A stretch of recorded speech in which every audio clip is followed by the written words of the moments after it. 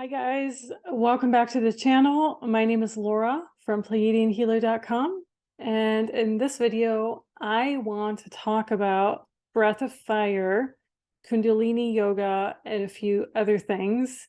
And I do think they're very much related to the New Age, so it should be interesting. Okay, first and foremost, breath of fire has come back to my attention over these past few days and weeks, and let's just share a yoga pose picture because the topic kind of falls into the same category at this point. I've seen some people who are also in the New Age, because there's an overlap between yoga and New Age, really promote this breath of fire technique. And obviously all of that has always rubbed me the wrong way. I've never been a person who fell for this entire yoga sham, and I'll explain why too, in this video. But basically, the entire breath of fire can be quite dangerous, especially for people who have experienced trauma or a form of PTSD in the past. So it's not as innocent as these people want you to believe. It's not just an innocent breathing technique. I do want to throw that out there. Now, breath of fire. So this is another one, the lion's breath. Interesting how all these kind of correspond with like the lion Masonic ritual and Masonic symbol. So lion's gate, lion's breath, all of that. Basically, this would be an image, and I just grabbed a screenshot from a random video of a person who's practicing the breath of fire. You can already see, with the thumbs and all of that pointing upwards in a ridiculous way, just the way yoga really makes it appear. What exactly is a breath of fire? So it's a form of inhale and exhale in a very rapid motion. I'm not going to demonstrate it to you because, first of all, I don't agree with breath of fire. And second of all, I don't even think the microphone will really be picking up on that type of breath work. You need a different type of equipment. But you can easily look it up in if you go online, breath of fire, how it's done. If you're curious about it, I think most people probably know what it is at this point, especially if you've done certain type of yoga practices in the past. And so the rapidness of the breath of fire is what makes it different from other breathing techniques, and that's what can also be quite dangerous for certain type of people.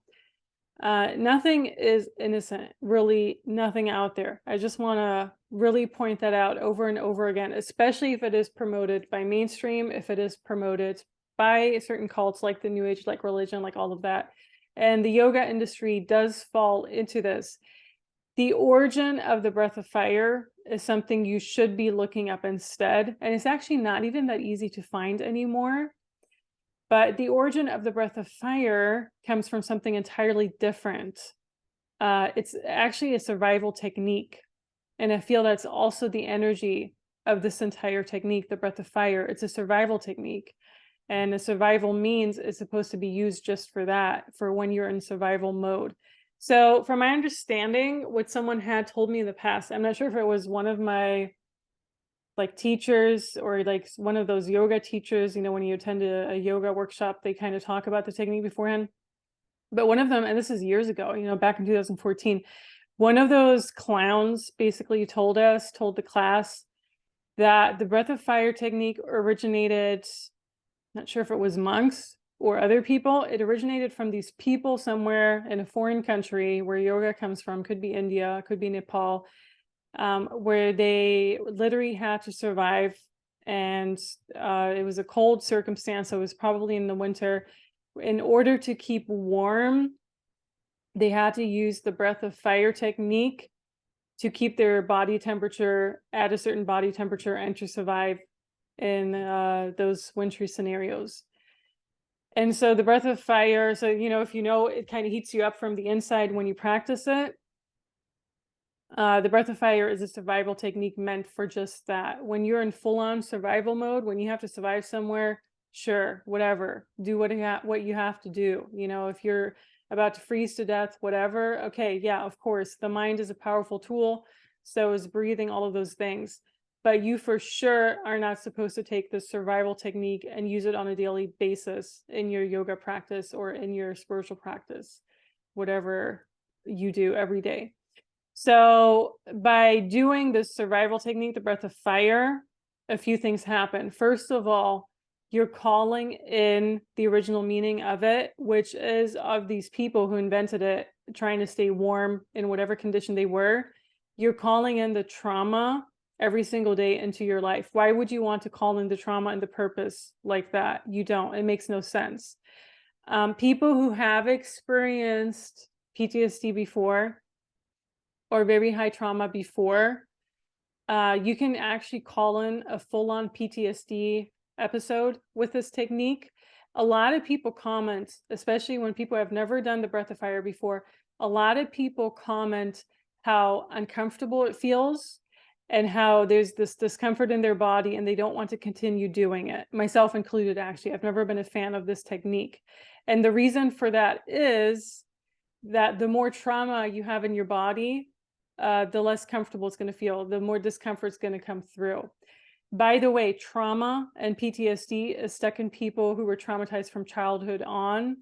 And that's also the reason some soldiers, no matter what country you're from, experience PTSD more than others do. It's because they had a higher amount of childhood trauma than the others. They've experienced child abuse, possibly molestation, they've just experienced some form of traumatic experience in their childhood, and that's why they have PTSD, whereas other soldiers are perfectly fine. They don't return with that from the war. So there's all these research things going on in regards to that too, but basically that's the gist of it. It really all does go back to childhood, honestly.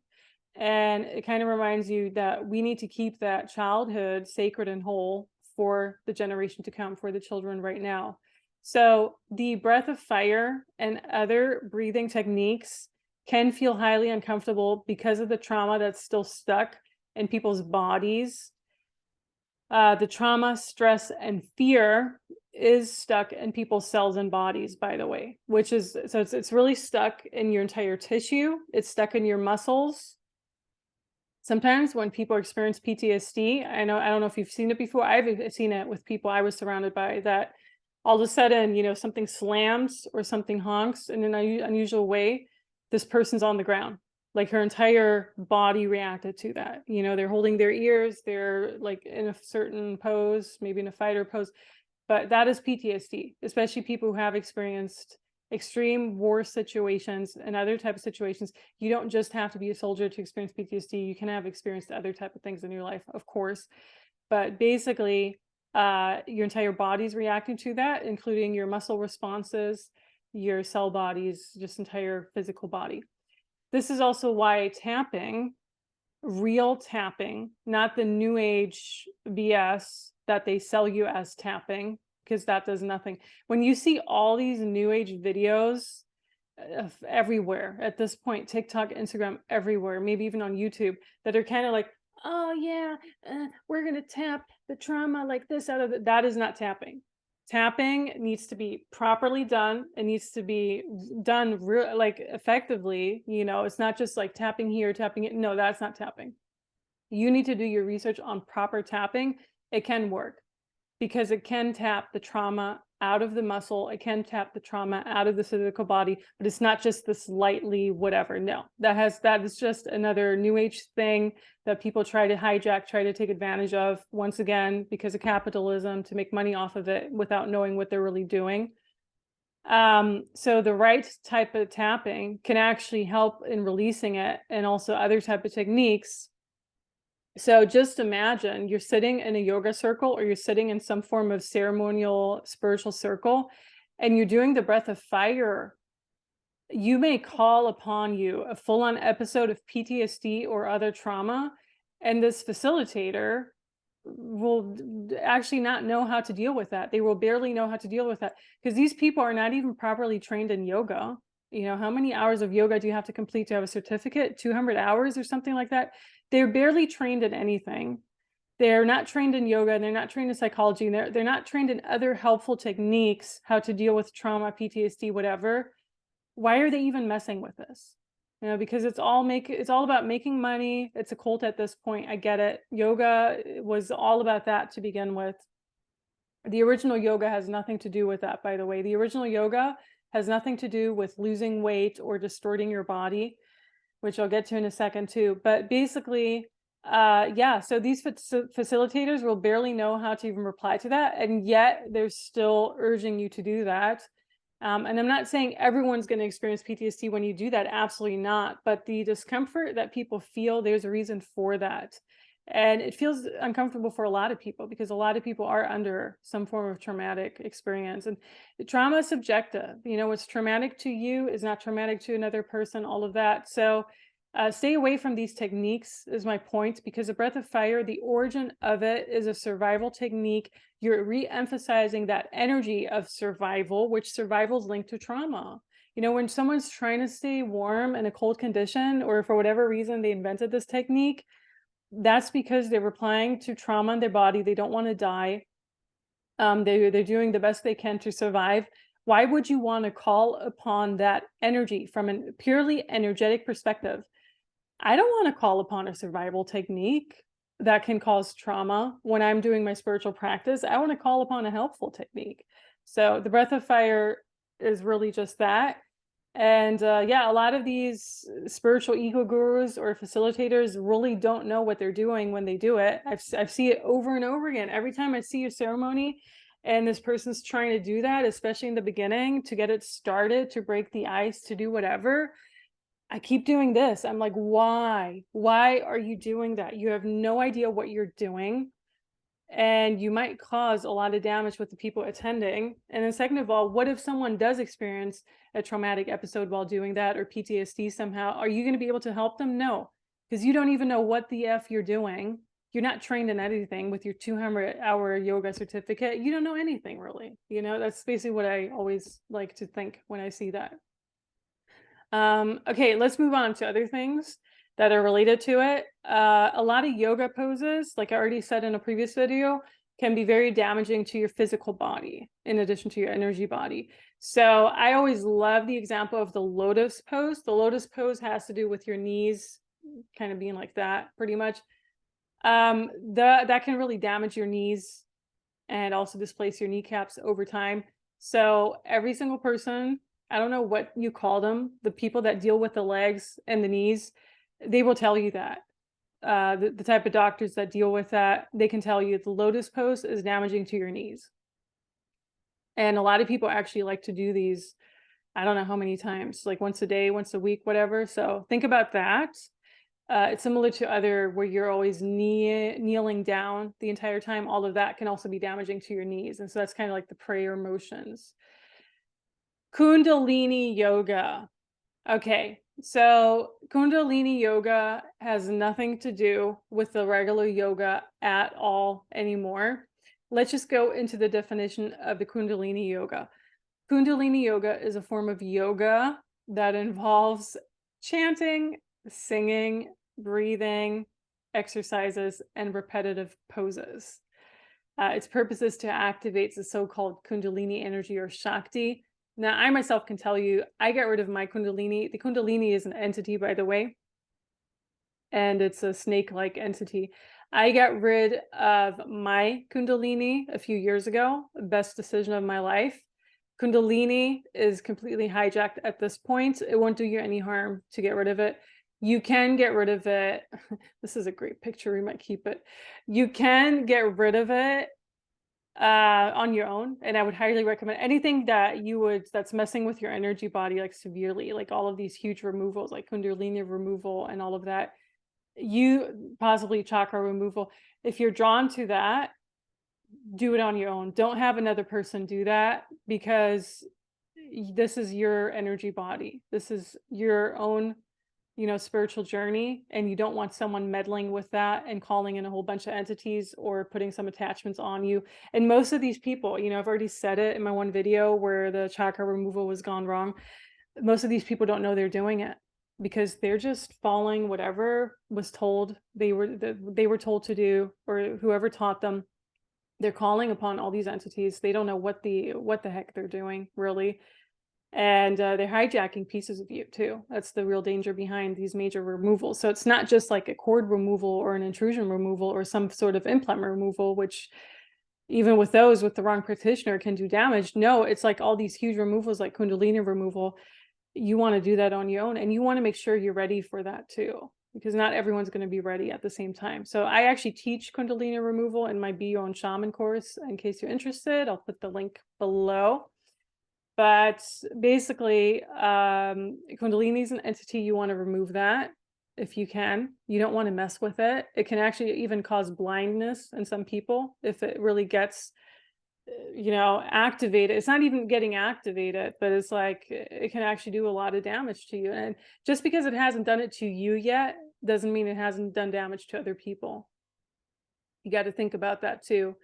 So the entire Kundalini yoga, which I think the breath of fire, I'm doing this because I always remember whenever we did that, it was like, oh yeah, always with the thumb and the breath of fire. So even with this thumb thing, I'm wondering if that's like a Masonic symbol behind it. Everything it just kind of gets you started on all of these things that were hijacked. So Kundalini yoga has nothing to do with the original yoga. The regular yoga, the original yoga, which did come from the India region, was absolutely not about movements at all. And I'm not saying just because it existed, it's good, by the way, but just to get to the main origin of yoga, it was very slow. And it was certainly not for people to remain fit, lose weight, or distort their limbs. It's the regular yoga was basically slow movements, if even. Most of it was actually more about meditation and silent time and peace. Then people turned our yoga nowadays into what it is. They took that yoga, they took that original concept and basically turned it into what you have now, completely hijacked. Money-making pool. Once again, all for the capitalism, all for the big buck. It has nothing to do with the regular yoga anymore. And with Kundalini yoga specifically, because you're using these breathing techniques and you're also really distorting your body, you may very well call some entities in while you're doing that. Just the way it's done, look at all those distortions that are done. Similar to other yoga. I mean, I know you have vinyasa yoga and all of that, but with Kundalini specifically, because it already has Kundalini in the name, in the word, you may very well be calling in all those entities. I'm not saying you're always going to be calling those in when you do that, but just what goes into a Kundalini yoga session with the, especially what she's doing right here, sticking your tongue out like that will definitely call something in. I can tell you that much. Like you're just opening up your body, your energy body, to all these entities that are probably already festering out around the place, looking for a good meal that they can feast off of it. And it's just how it is. All these ceremonies, all these yoga sessions, that's all there's really behind it. Even if you're doing it on your own, like you're doing it in a private room somewhere or in your home, just the way, I mean, do you think it's natural to distort your limbs in such a way? I actually don't. And that's also part of the reason I stopped doing yoga entirely. I liked yoga to a certain degree. I did it from I don't know, 2014-ish for a few years, like 4 or 5 years or so. But I had to stop because I could feel it wasn't good for my body. And once again, this is way before I started exposing all this. I just knew intuitively it doesn't get me anywhere. It might make you a little bit more flexible. The only thing I really liked about yoga was that it did make you a bit more flexible, but you can do other exercises, other type of acrobatics to make you more flexible. It doesn't have to be yoga. I also liked that there's a control over the breathing that you learn. So I'm not saying everything's bad with yoga, absolutely not. I've done it myself too. Even though I've never felt drawn to do a teacher certificate, I've never felt drawn to go on any of these yoga retreats. I've never felt drawn to really do Kundalini yoga or breath of fire. But there are certain advantages to it, of course. We know it. I mean, I know it. I've seen it. But it didn't make me feel great. I do have to say that. Over a time, after doing it for so many years, I was just like, somehow I've kind of reached the end of this yoga journey and I don't want to continue it for another 10 years or another 15 years or another 20 years. I'd rather do other types of exercises where my body feels better and where I can still kind of remain in that flexibility that I've gained through yoga somehow. And also this entire idea with the handstand yoga that you're supposed to be standing on the top of your head. I mean, you can basically get handicap from that. You know, if you just move your head in a wrong way, and there's no teacher out there. I know they always tell you in the beginning of the session, if you're not comfortable doing your headstand, don't do it, but there's no monitoring. It's not like when you're at the gym. I mean, sometimes you do sign a waiver, of course, but there's really no monitoring in acrobatic facilities or at the gym. There is more monitoring, in my opinion. There's no monitoring in this entire yoga community that if you were to do this entire headstand thing and you move your head or you kind of just can't carry that burden, so you kind of move it in the wrong way, you could actually get handicapped because your head and the spinal cord is very much connected. So it's just there's so much non-regulation in this entire industry in and of itself already that very much reminds me of the New Age, and that very much is connected to the New Age. So a lot of these yoga teachers are obviously New Agers too. You know, one thing that I really do remember, so this is, I don't know what year, 2017, 2018 maybe. And I was still going to yoga. This is like my last year of yoga because I started just noticing the entire infiltration of it. So I was doing yoga, and my instructor was probably doing this breath of fire technique or whatever, but he was really into it, you know? And so he would give us like all these yoga techniques. The next thing I know, so yoga session's over, we're waiting outside somehow. This guy, like this yoga teacher who's supposed to be the calmest person ever, he basically storms out of the building using a whole bunch of swear words and being the most aggressive energy ever because something ticked him off. I don't know if he didn't get paid properly or if there was some personal incident in his life, but he turned into like a demon or a devil right in front of our eyes.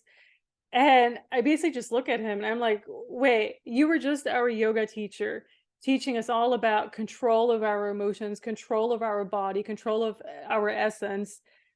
And you lose your SHIT in front of the entire yoga class once it's ended because of something that happened in your life. You are not a healed person and you shouldn't be teaching anything. That's literally what I thought back then already. And so this entire pretentiousness that goes into the yoga community is very much the same pretentiousness you find in the New Age community and elsewhere, in addition to also calling in entities and everything else. All right, guys, I hope this helps. Let me know if you've had your own experiences with yoga. And always nice to talk to you. Always nice to share my own life experiences with you so that you can learn from them too. And talk to you very soon. Until then, bye, guys.